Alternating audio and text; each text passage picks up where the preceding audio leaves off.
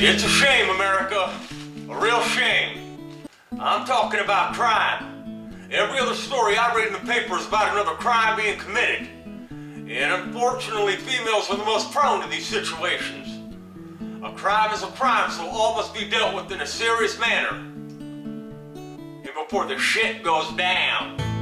The economy's tight, and money don't grow on trees. Only weed does. And that ain't gonna buy you a firearm. Nor do you have enough room in your car trunk for a chainsaw. So I'll be going over some tips and techniques that won't break the bank and helping you defend your rights from these sickos on our streets. A telephone is the best tool in your arsenal. Everyone knows how to use them. You just pick it up, you dial the number, and you better hope in God and pray that the Lord Almighty is on the other line to save you.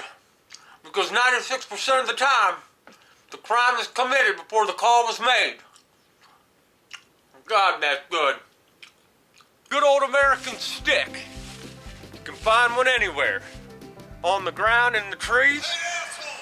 Get out of my yard! And in somebody's yard. You pull her back, you give her hell, and you knock some sense into them. Easy enough, right? How we gonna handle this?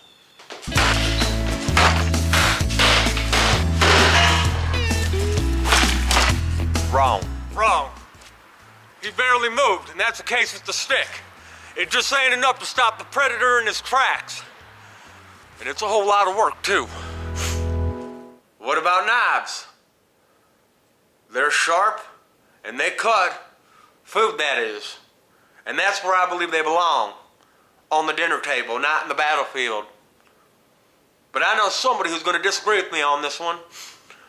Drew Farringer, a good friend of mine who's had his hands dirty in war, served our country proud. Currently trains Muay Thai boxing, and has had his fair share of bad guys he's sliced up.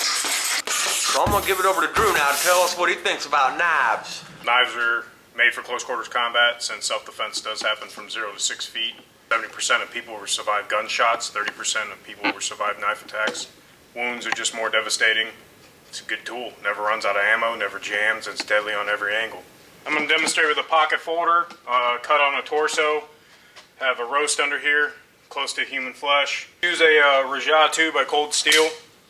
It's a folding kukri design blade.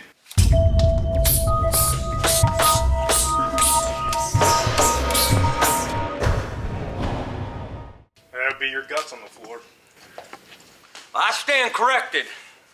Drew proved to us today that a knife in the right hands and proper training will fuck you up.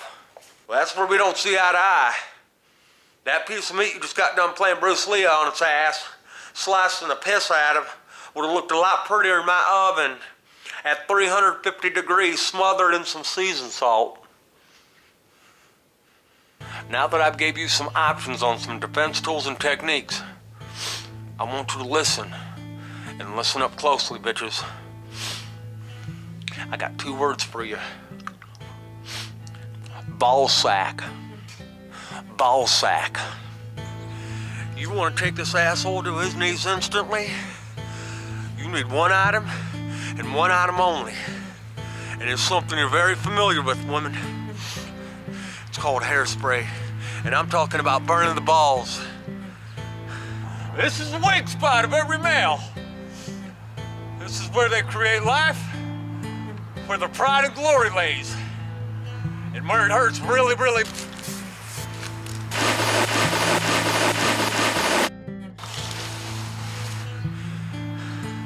When you hear those nuts sizzle, game over. It is game over. Drop them to their knees instantly.